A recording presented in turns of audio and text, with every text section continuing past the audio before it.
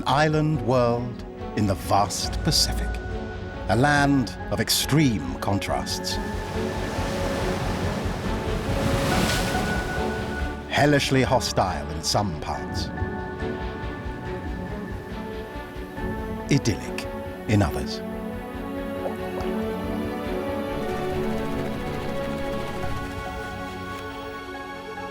Where survival depends on wits, guts, and a fair degree of luck. Cut off from the rest of the world, life evolves differently here.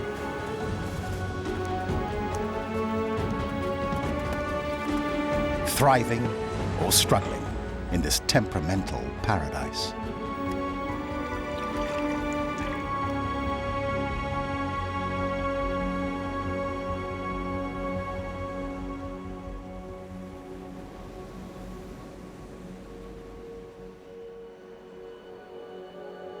A volcanic landscape that looks like the surface of the moon. It wasn't easy for life to colonize it. And yet somehow, it did.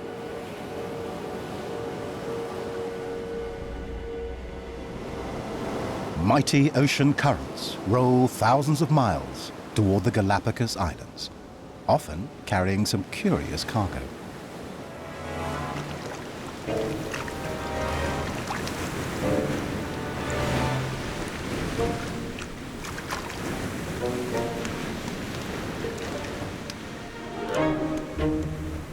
That's what happened to the ancestors of the Galapagos penguin.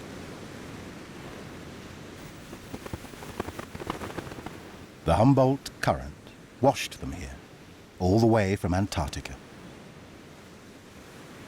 Imagine their surprise, black lava instead of white snow.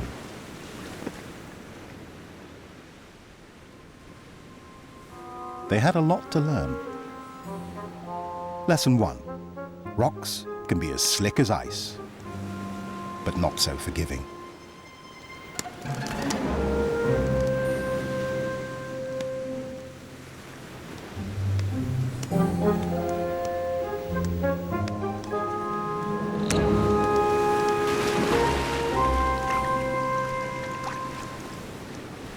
The Galapagos penguins are the only penguins that can survive at this latitude.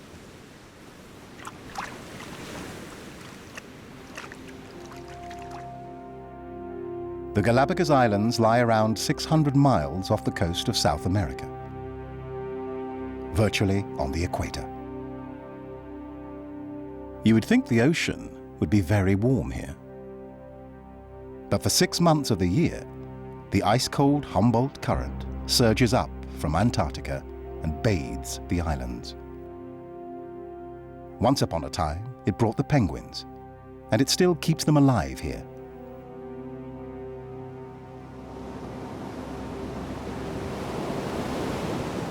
They're in good company.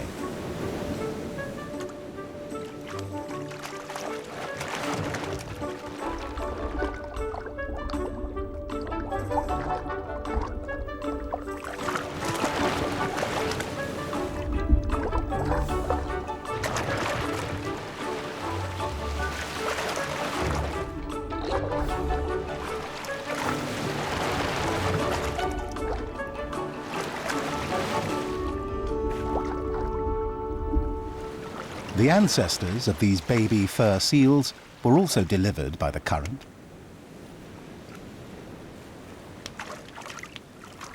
Life here isn't as heavenly as it looks.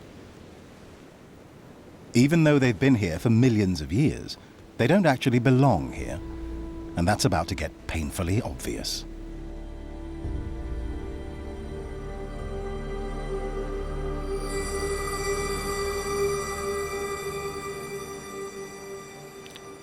The heat's too hellish to bear.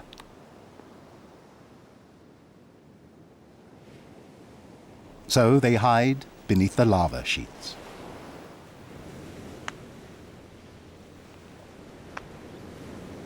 Fur seals may look no different from other seals.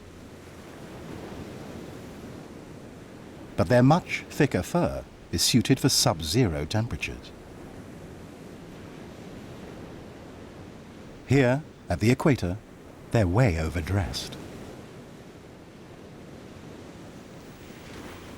So they sleep the day away, waiting for the cool of the evening to go hunting. They're stuck working the night shift.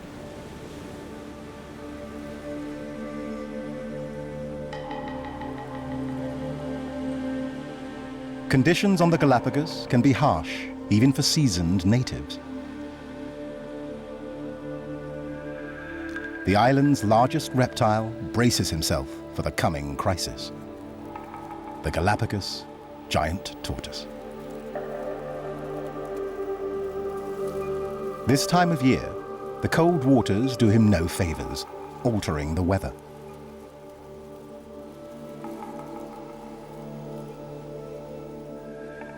On Santa Cruz Island, not a drop of rain from July to December. This very old male, a veteran of these hard times, can barely find anything to eat here. While he can go for prolonged periods without food, 6 months of no rain will push him past his limit.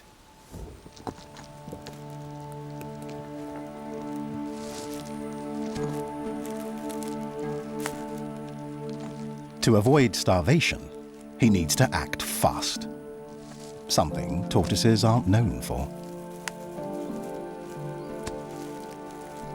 He sets out on an exhausting journey.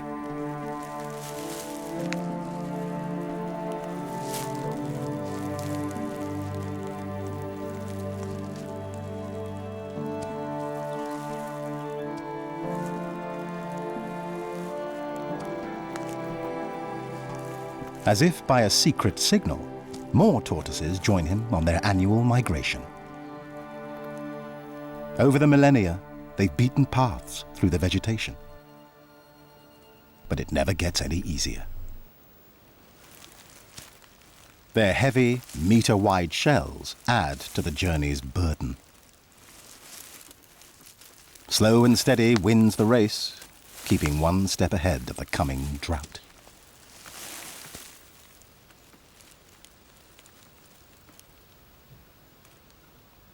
There's no other way to heave several hundred pounds over a tree trunk.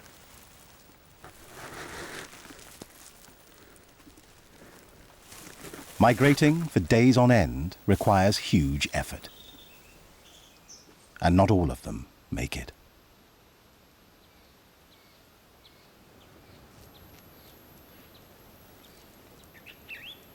Undeterred, the old male keeps going. Where will his journey take him?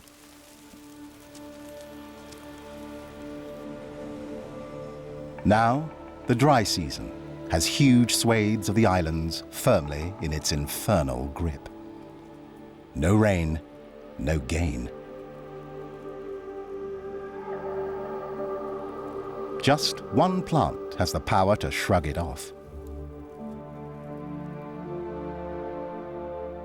The mangrove.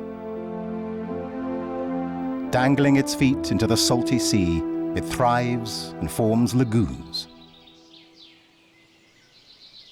Mangroves have evolved to take what they need from the ocean.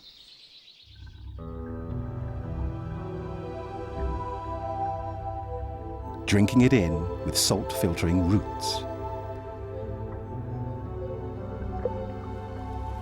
And giving Galapagos animals a rare and generous place of shelter. It's the nursery ground for fish.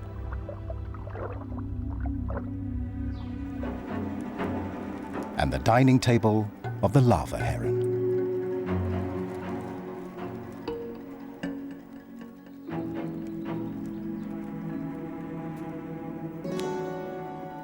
He succeeds only when the tiny fish are densely packed.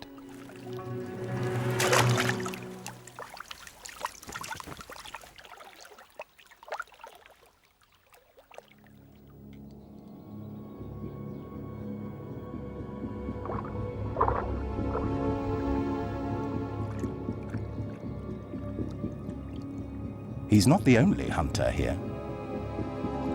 something strange lurks just below the surface.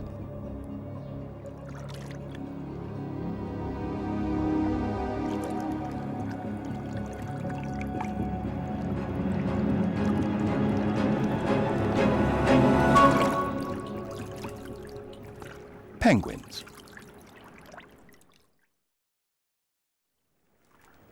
An unusual sight among the tropical mangroves.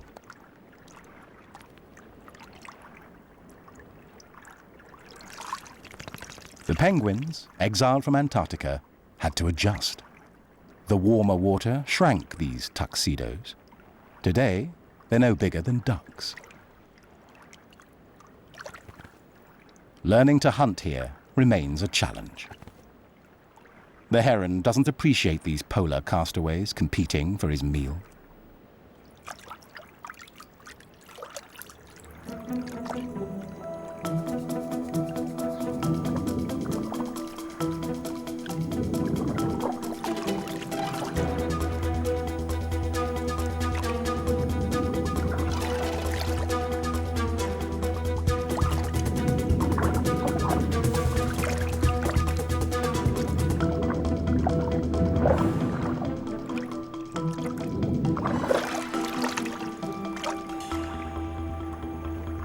The heron needn't worry.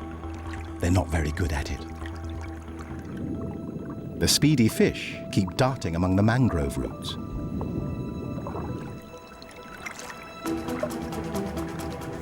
One of the penguins tries to drive them to the center of the lagoon.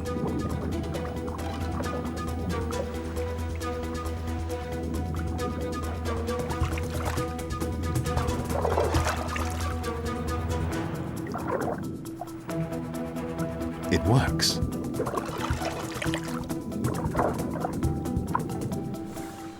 Until it doesn't. Those tantalizing little fish are just too fast.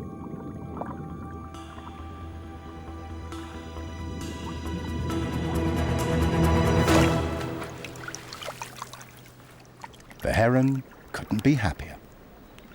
The commotion corralled his prey right where he wanted it.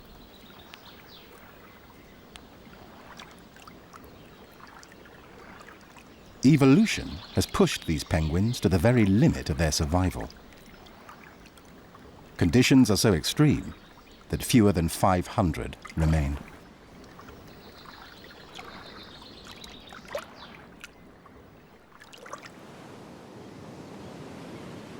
Another of the Galapagos' flightless birds isn't faring much better. In fact, it wasn't flightless until it came to this island. By picking this paradise, the Galapagos cormorant found itself grounded for life. Over the generations, its body grew, while its plumage plummeted. Today, at 3 feet tall, he's the biggest cormorant on Earth, at least up and down, not side to side. So, unlike most other cormorants that deftly fish from the skies, the Galapagos cormorant has to wing it. With food nearby, he doesn't need to travel. He fishes right from his doorstep. If only he didn't have to walk everywhere.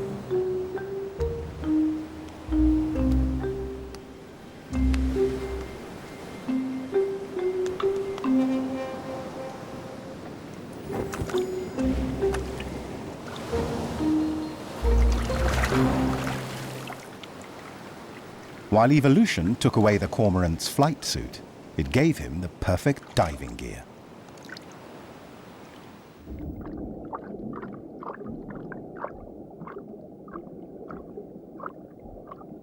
Its small wings reduce drag in the water, and its giant feet work like an outboard motor. The cormorant's enormous size lets it dive deeper and for longer than any other seabird.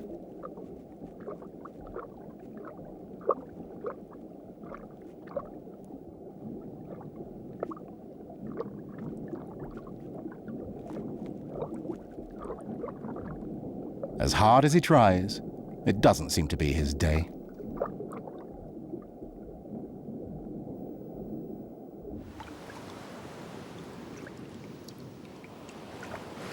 After a short rest, he'll try again.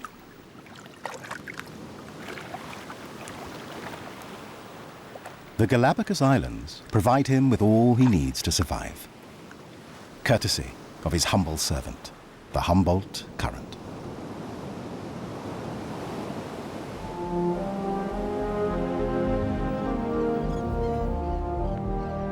Not only the cormorants, all seabirds benefit from the cold flow.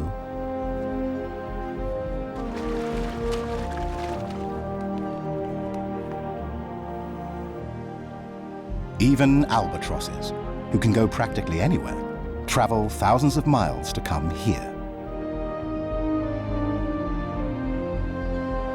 The nutritious waters infuse the Galapagos with life.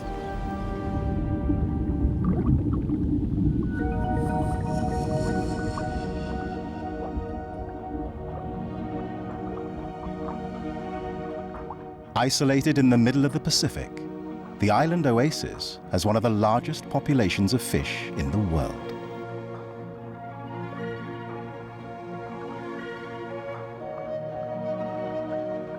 It's both a haven and a hunting ground. Microorganisms attract small fish.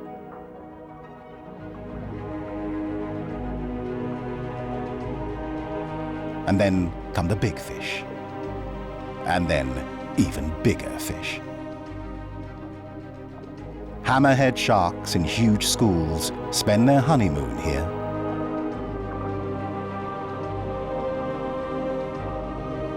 And even the biggest fish on the planet, the whale shark, drops by to say hello.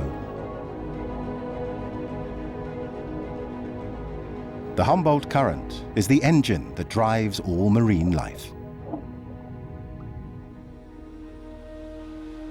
While it brings paradise to the sea, it can also bring hell on earth for some island residents.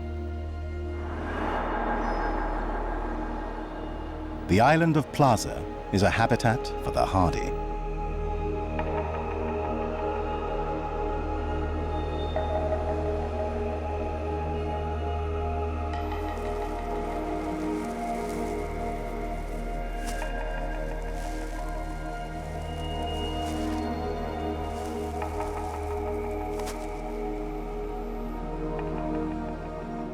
Even though the undemanding land iguanas have no predators, they get pushed to their limits here.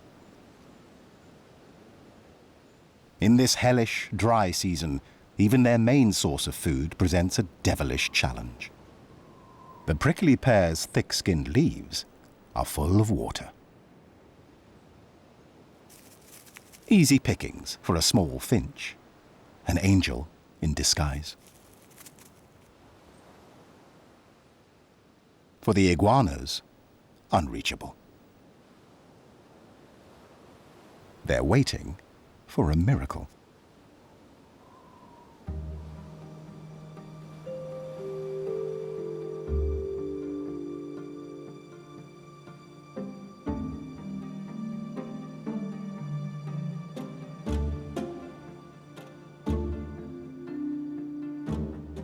Bellies empty, they sit and watch the cactus finches having their fill of the forbidden fruit.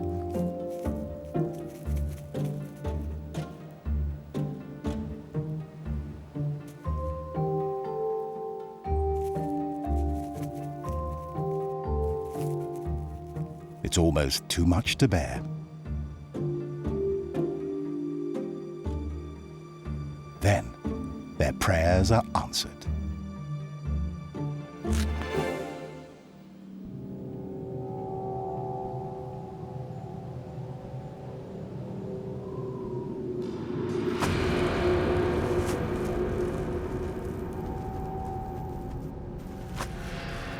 Salvation at last.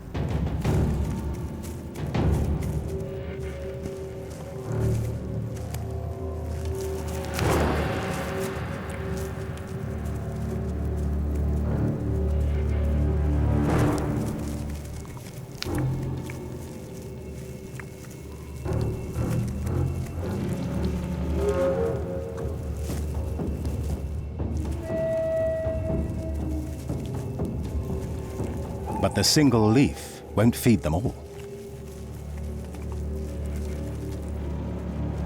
The competition brings out their worst. Some forget about the food and pick fights instead.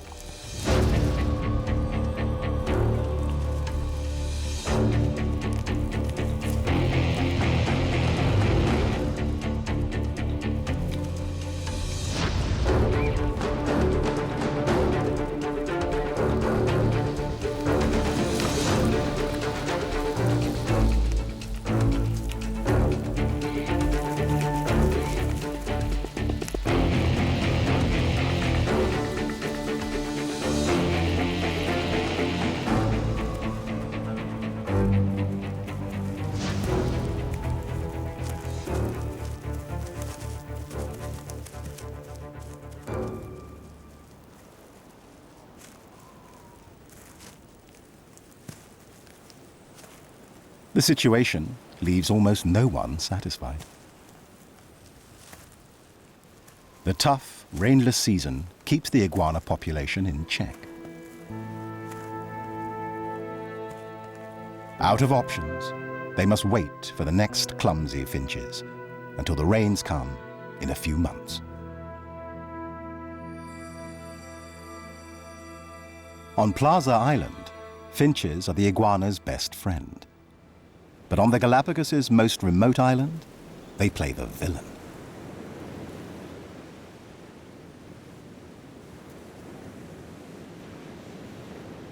Hundreds of miles from the other islands, Wolf Island has very little vegetation and no drinking water. Not a problem for the Nazca boobies. They've adapted to find everything they need in the ocean.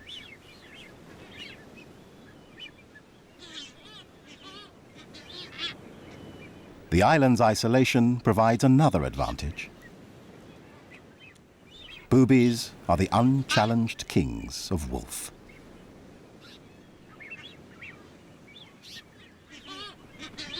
Sounds like paradise.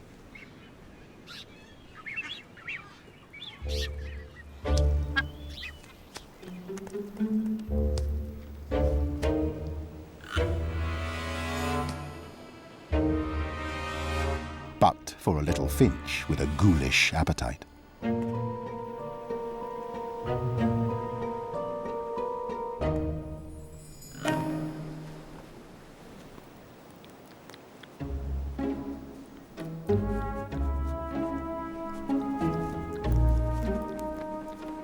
She's a bloodsucker. The razor-sharp beak of the vampire finch can pierce the skin with surgical precision. Its ancestors probably started out pecking for parasites, drew blood, and developed a taste for it. A victim barely notices. The skillful finch minimizes the bleeding to prevent the booby from bolting.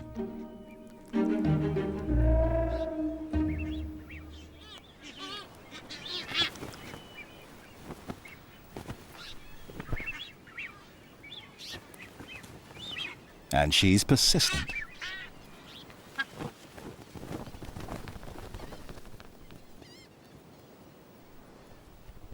One thirsty vampire finch is almost tolerable if she doesn't overstay her welcome.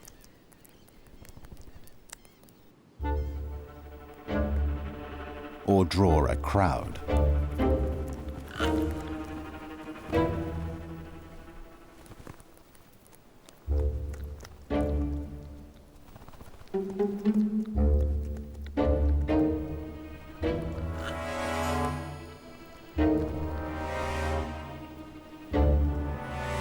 The finches need to take turns or their lunch will fly off. But not everyone's willing to wait.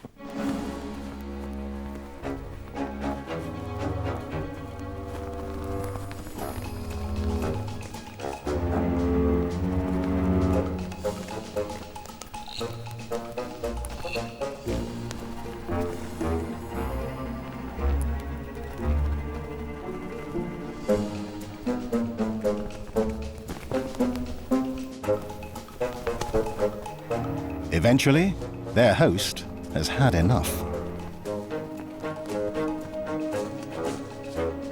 Get off my back.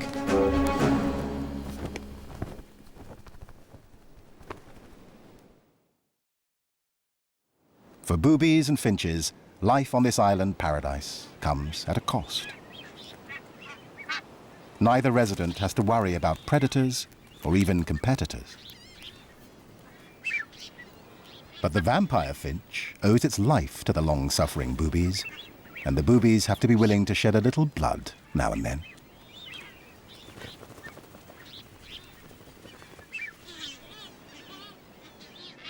It's a small price to pay to live in Wolf Island's peculiar, peaceable kingdom.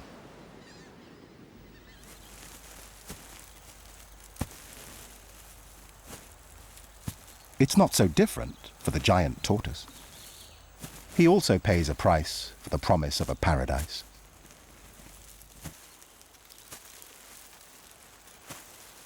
As he negotiates his way out of the dry forest and into the greenery, he's still not quite out of the woods.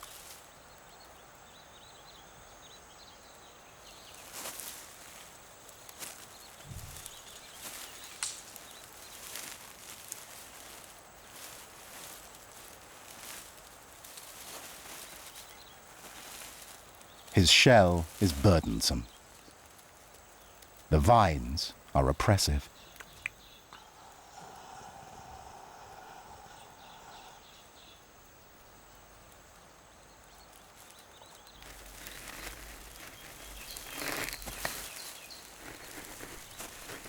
Every step is an effort on this island that both protects him and torments him as he pursues his singular goal.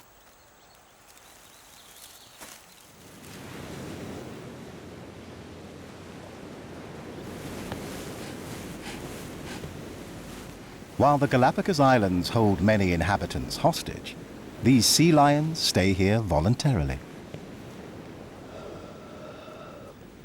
Around 2 million years ago, a couple of Californian sea lions lost their way and ended up on the island. They stayed here, multiplied, and their descendants became a new species. The Galapagos sea lion, the smallest in the world. When the ocean water turns cold, it's time to care for the offspring.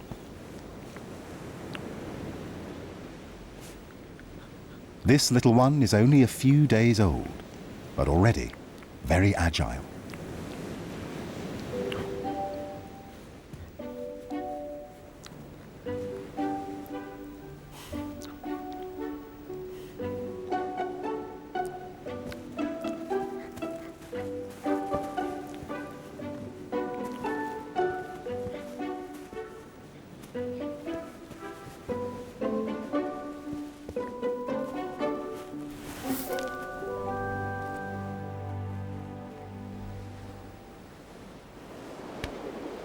She'll need to hunt every couple of days to ensure she has enough milk for her baby. It means she has to leave the pup behind.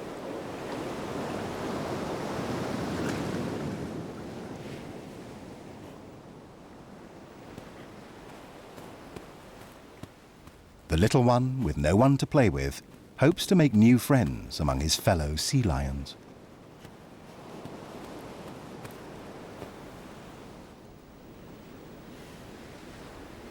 But they apparently have enough friends already. Once a female realizes he's not her baby, she wants nothing to do with him.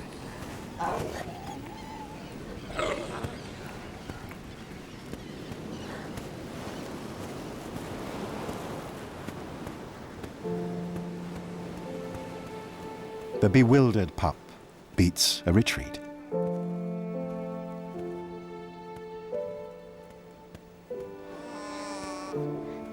Without his mother, he's completely on his own. When will she be back?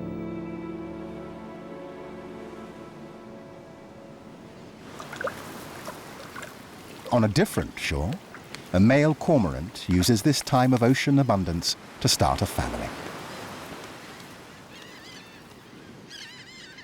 He begins with nest building.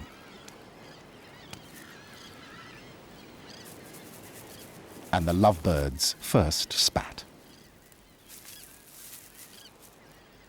They disagree on the decorating.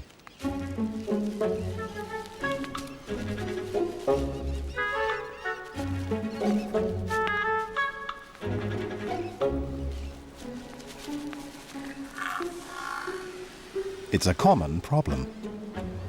The neighbors argue over where to place the bone.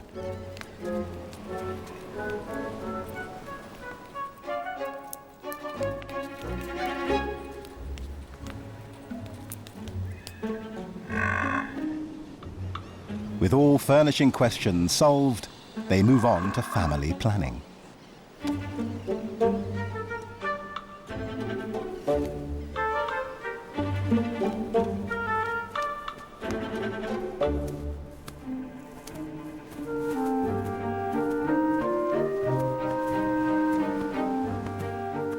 It's giving the neighbors ideas.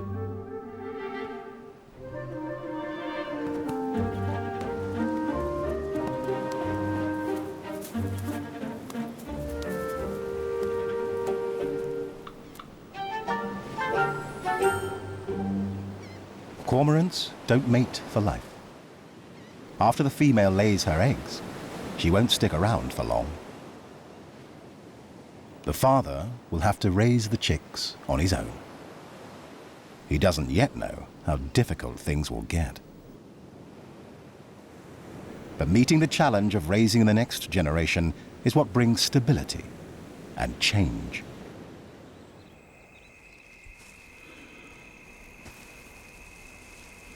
And that includes the oldest inhabitants.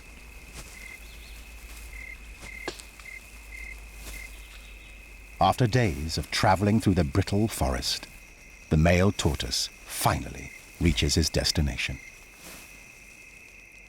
A glistening lagoon.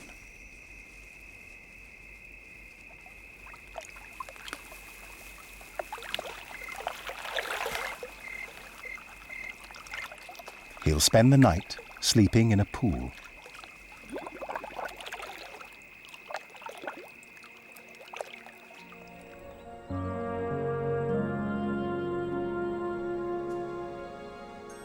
When he wakes the next morning, it's easy to see why the Galapagos giant tortoises go to such great efforts to migrate. He's arrived at a dense forest of scalesia trees, where the vegetation soaks up water like a sponge and blankets the extinct volcanic craters.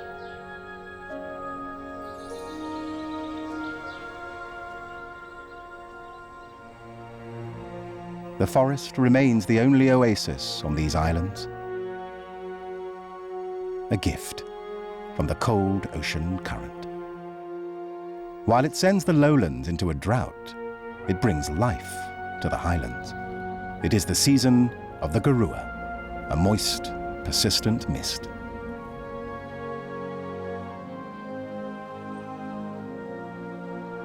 Up here is where the Galapagos giant tortoises find their paradise. After their long trip, many are exhausted.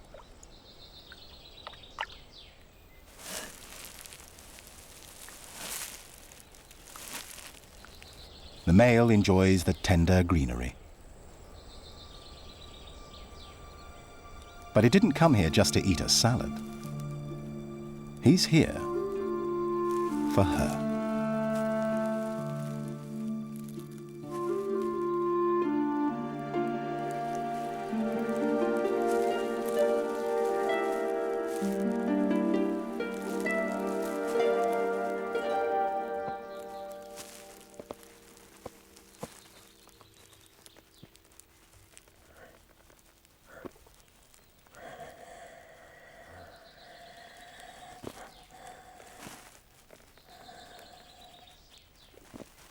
He's following the footsteps of his ancestors.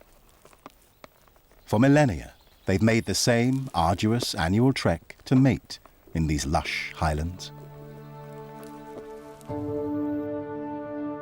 But escaping to better conditions is only an option on the archipelago's younger islands.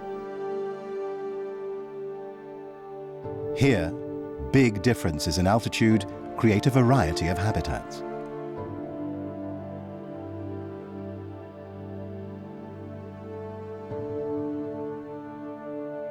The older islands have lost their volcanic mountains and have no lush highland for animals to migrate to.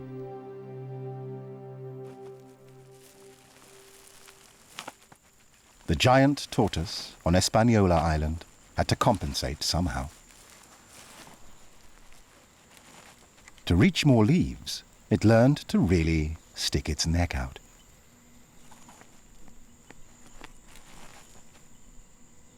The shell evolved a curve to give the reptile more freedom to move.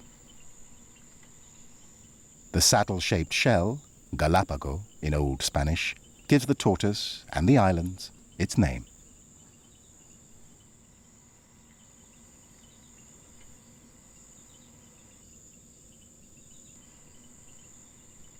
Though the tortoise goes to great lengths to eat, once the leaves are gone, he's out of luck. He'll have to wait for new growth.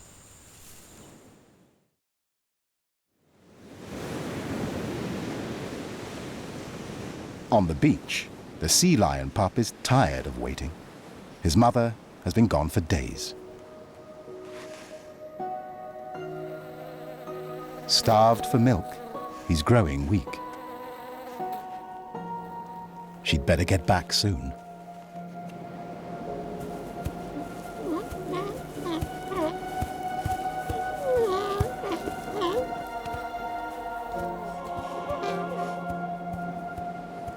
That's not his mother.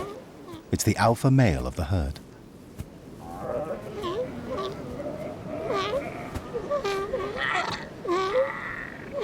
He controls a harem of around a dozen females.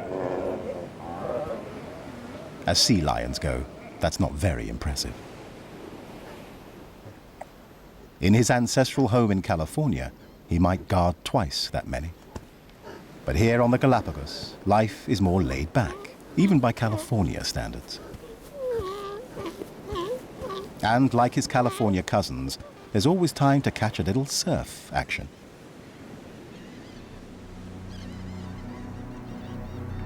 But look out.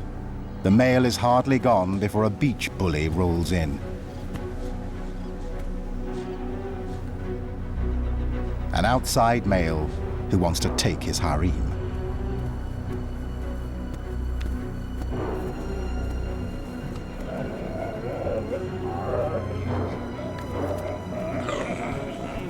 The drama's caught the little guy's interest. And the harem leader's attention. Not on his watch.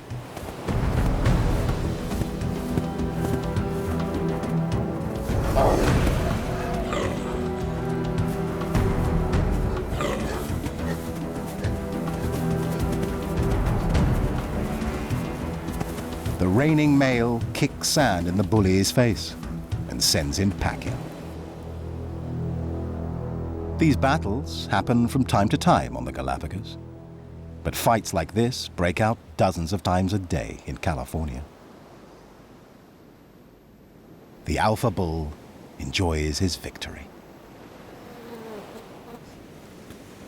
The starving pup, no longer distracted, has reached his limit.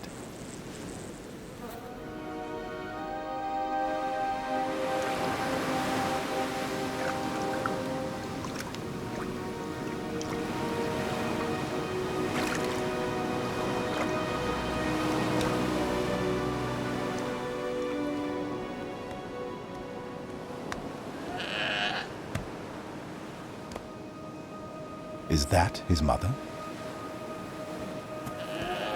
Yes.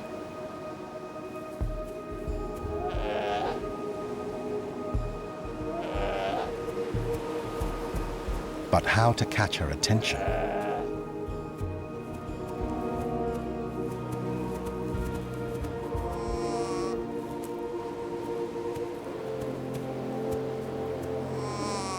he summons his last ounce of strength.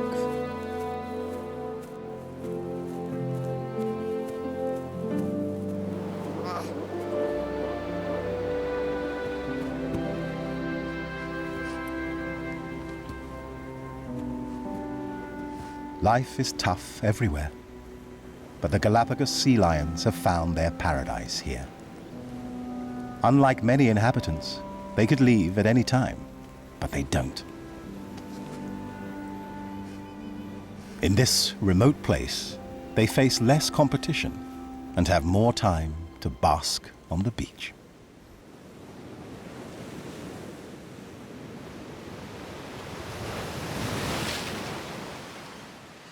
Elsewhere on the Galapagos, the cormorant chicks are coming of age. They've spent weeks in their nest, slurping down free meals. As of today, those days are done.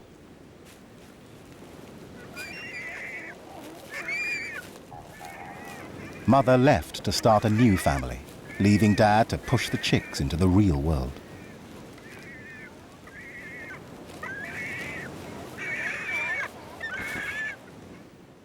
The older chicks have gathered by the water. For them, it's not a question of learning to fly, but rather figuring out how to swim and dive. The father starts the lesson.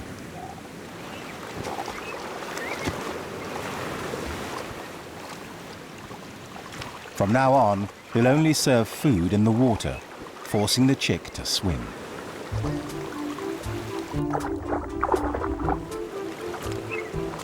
It's like riding a bike. Keep moving your legs.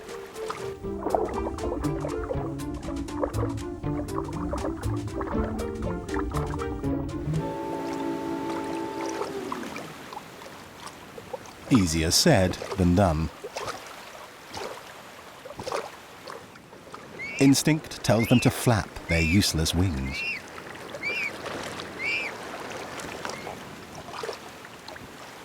Dad's not happy and withholds the fish.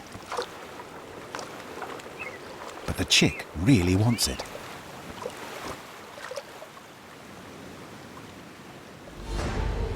And he's not the only one.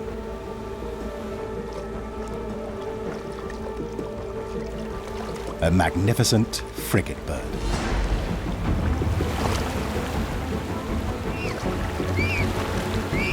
These pirates of the air can't swim or dive.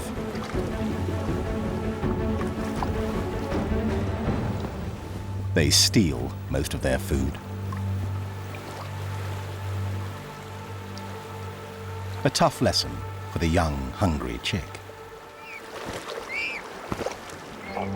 Second attempt.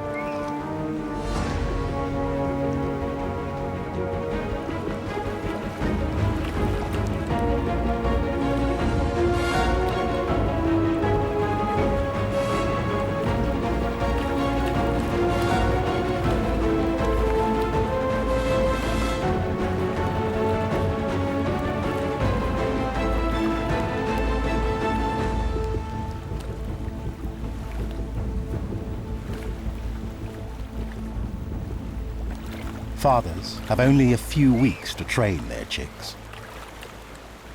Growing up in the Galapagos is tough. In fact, so tough, only around 1,000 of these cormorants exist.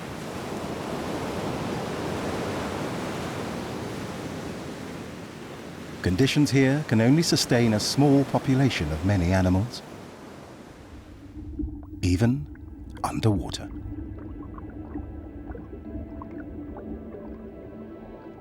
Tropical islands are normally bejeweled with corals.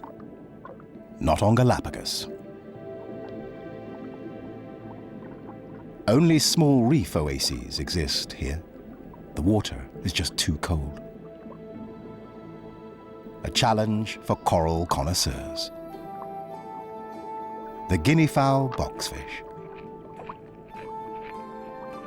It uses its strong teeth to break open small pieces and eat the algae that grows inside the coral.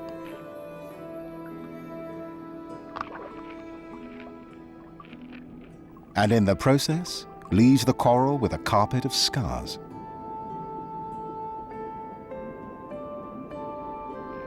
It's the only food the boxfish eat.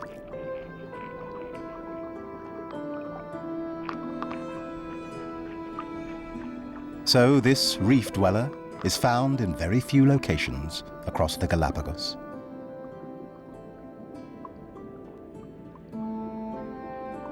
The little coral gardens are its gilded cage.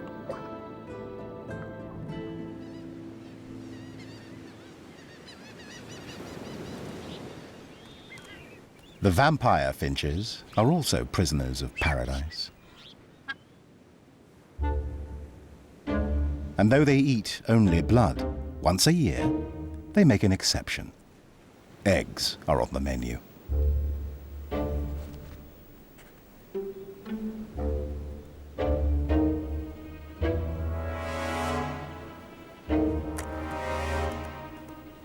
A booby has left its clutch.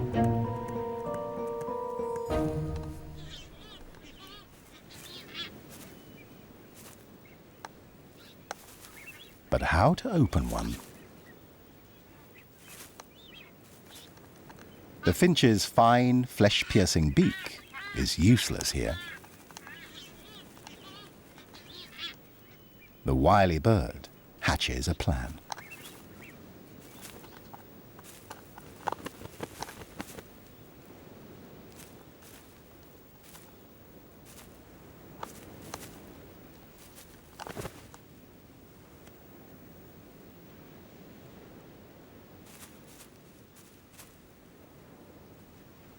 Her efforts quickly draw the hungry neighbors.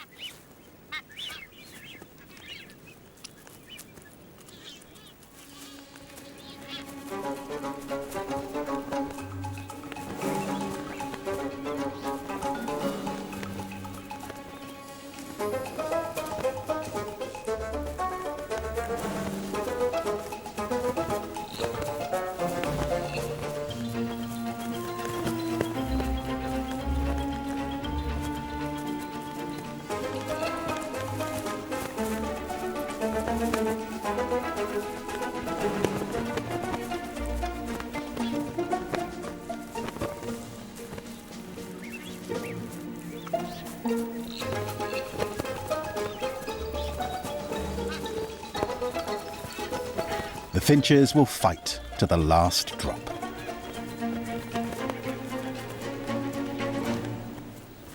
On this island with no water to drink, a juicy egg is a golden treasure.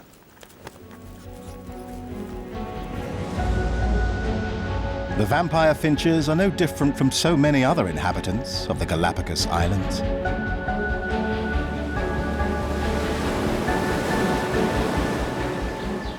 Thrown here by fate, facing a slim chance of survival in this remote part of the world, they made the best of it by adapting.